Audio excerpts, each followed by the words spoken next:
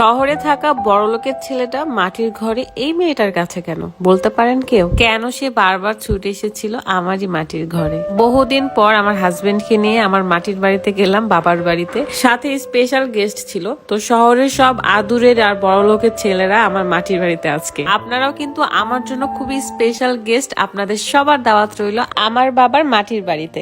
একটা পুরাতন ভিডিও নিয়ে হাজির হয়ে গেলাম। পুরাতন বলতে আমার গাড়ি কেনার পরের দিনের ভিডিও এটা। গাড়ি কিনা তো বেশ কয়েকদিন হয়ে গিয়েছে। তো যখন আমি আব্বুকে দেখাইতে যাচ্ছিলাম আমাদের গাড়িটা, সেই দিনের ভিডিও এটা। আমি সুন্দর একটা শাড়ি পরেছিলাম, আমার মেয়েটা ঘুমিয়ে গিয়েছিল যাওয়ার সময়। সবাই মিলে আমরা চলে এসেছি গ্রামের বাড়িতে। আমাদের মধ্যে স্পেশাল গেস্ট ছিল লাল রনি ভাইয়া, আপনারা অলরেডি তাকে সবাই চেনেন। গ্রামে আসার পরপরই পুকুরে দেখে একটা বোর্ড ছিল, তো তারা সবাই মিলে বোর্ডে উঠবে। ভাইয়া কেমন করে আমার বরটাকে ধইরা বোর্ডে উঠতেছে, এটা দেখে তো আমি পুরাই অবাক। আমার বাড়ির সামনে পুকুর, সামনে সবকিছু, তারপরও আমি কখনো এই বোটে উঠি নাই। আর ওদের এতই শখ, আসার সাথে সাথে বোটে উঠতেছে। তো যাও তোমরা একটু পুকুরে ঘুরে আসো।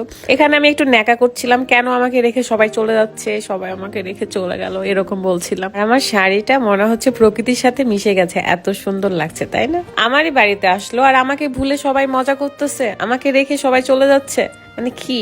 তারপরে আমার মেয়ে আমার আব্বুর সাথে বসে গল্প করছিল। আমার আব্বু রুকাইয়াকে খুবই ভালোবাসে, দুইজনে মিলে গল্প করছে বসেছিল। যাই হোক, ওদের ঘোরা শেষ, পুরা পুকুর ঘুরে চলে আসছে। আর এদিকে আমি ওয়েট করছিলাম তাদের জন্য। এখন ঘোরা শেষ হলে আমাদের ঘরে নিয়ে যাব, ভাইয়াকে আমাদের মাটির ঘরগুলো দেখাবো। এখানে রুকাইয়ার সাথে একটু মজা করছিল, তারপরে বোট টোট বেঁধে সবাই একটু রিল্যাক্স। রাত এত ফ্রি ভাবে চলে গ্রামে এসে, মনেই হয় না যে সে এখানকার জামাই। তারপর সোজা বাড়ির মধ্যে ঢুকে দোতলার উপর উঠে যায়। দোতলার প্রত্যেকটা রুম এখন বসবাসের অযোগ্য, কারণ বহু বছর ধরে এখানে কেউ থাকে না, তবে আগে থাকতো। তবে আমি দেখেছি আমার দাদি যখন বেঁচে ছিল তখন এসব ঘরে অনেক ধান ছিল, ধান রেখে দিত। তো এখন আসলে কিছুই নেই, সবকিছুই ফাঁকা, মানুষই থাকে না সেখানে, আর ধান কি থাকবে। তবে এখন ছোট্ট ছোট্ট লাগতেছে রুম, বাট আমি যখন ছোট ছিলাম তখন এসব রুম না অনেক বড় মনে হতো। রনি ভাইয়া কিন্তু অনেক এনজয় করছে আমাদের বাসায়, এটাই আমার ভালো লেগেছে। সে যে আমাদের বাসায় আসছে এটাই অনেক। জানি না কেন আগে আমার এই রুমগুলো অনেক বড় মনে হতো, হয়তোবা তখন আমি ছোট ছিলাম তাই, বাট এখন না মনে হচ্ছে অনেক ছোট ছোট। রুমগুলো কিন্তু অনেক ভেতরে ভেতরে হয়, মানে রুমের ভেতরে রুম, এরকম সিস্টেম। তো এখানে দেখছি একটা বাক্স, তো আমি খুবই ভয় পাচ্ছিলাম যদি এখান থেকে পোকা টোকা কিছু বের হয়। তো পরে দেখি যে না, এখানে তোষক টাইপের কিছু ছিল অনেক দিন আগের।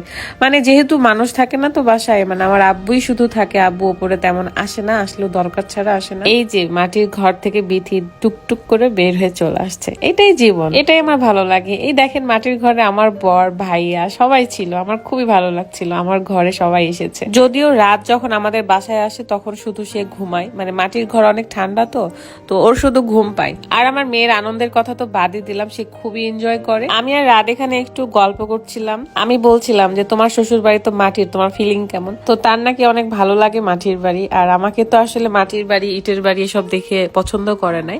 ও দেখেছিল আমি কলেজে ক্লাস করতাম মনোযোগ দিয়ে, তার এটা নজর কেড়েছে যে মেয়েটা এত মনোযোগ দিয়ে ক্লাস করে।